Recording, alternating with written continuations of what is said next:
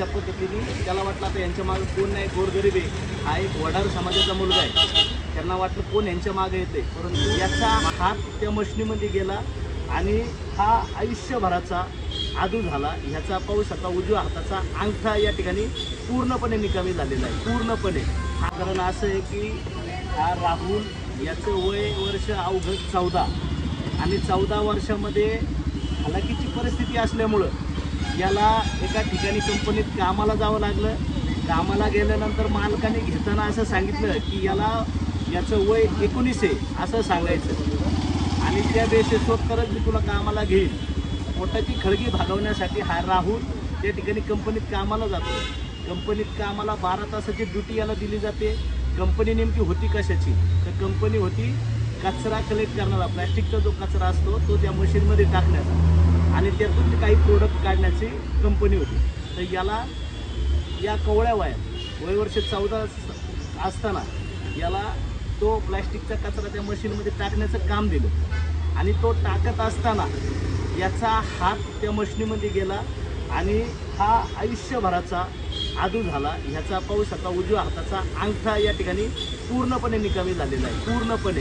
हा आयुष्यभर कसल्याही प्रकारचं काम करू शकत नाही आता। आणि याच्यानंतर तो हरामखोर मालक, त्याचं नाव अनिल खोले, हा त्याला दवाखान्यात घेऊन गेला आणि डॉक्टरांना चुकीची माहिती दिली। डॉक्टरांना 19 वय वर्ष सांगितलं आणि याच्या आईला त्या ठिकाणी सांगण्यात आलं की आपला मुलगा हा 19 वर्षाचा आहे सांगा, आणि त्याचा हा जो अंगठा तुटला आहे हा अंगठा फॅनमध्ये तुटला आहे अशा पद्धतीचं खोटं सांगण्यास त्यांना प्रवृत्त केलं। आणि त्याच माहितीच्या आधारे हॉस्पिटलने देखील या आयमॅक्स हॉस्पिटलने त्यातले डॉक्टर सागर खाडिलकर यांनी देखील कोणती शहानिशा न करता फक्त त्यांच्या मालकाचं ऐकून, अनिल खोले या व्यक्तीचं ऐकून त्यांनी त्याच्यावरती त्याच्या हाताचा अंगठा कापून शस्त्रक्रिया केली।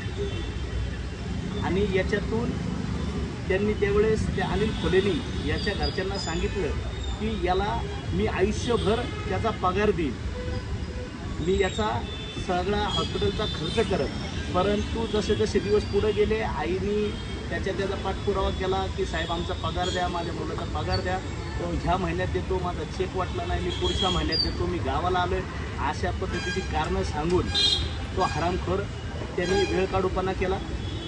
आणि आज त्याला मागच्या महिन्यात त्याच्या आईला स्पष्टपणे सांगितलं पैसे काय झाडावर उगतात का, कसले पैसे, काय पैसे, मी अजिबात कसल्या पद्धतीचे पैसे देणार नाही। आणि अशा पद्धतीने त्याला वाटलं आता यांच्या मागे कोण नाही, गोरगरीब आहे, हा एक वडार समाजाचा मुलगा आहे, त्यांना वाटलं कोण यांच्या मागे येते, परंतु माझं या व्हिडिओच्या माध्यमातून त्या हरामखोराला सांगणं आहे, तू जो काय एकतर ह्या मुलाचा त्यांनी जो काही त्याचा आयुष्यभराचा हात गमावला आहे त्याचा त्यांनी योग्य मोबदला द्यावा, नाहीतर तुझ्या विरोधात मी स्वतः हिरामन वाघमारे वंचित बहुजन आघाडी पुणे जिल्हा उपाध्यक्ष अतिशय तीव्र स्वरूपात आंदोलन करणार आहे, मी या ठिकाणी या व्हिडिओच्या माध्यमातून सांगतो। आणि आम्ही त्या पद्धतीचा आता पोलीस चौकीला अर्ज दिलेला आहे। 7 दिवसात जर या प्रकरणात त्याच्यावरती कोणतीही ठोस कारवाई झाली नाही तर वंचित बहुजन आघाडीच्या वतीने तीव्र स्वरूपाचे आंदोलन आम्ही या ठिकाणी करणार आहोत।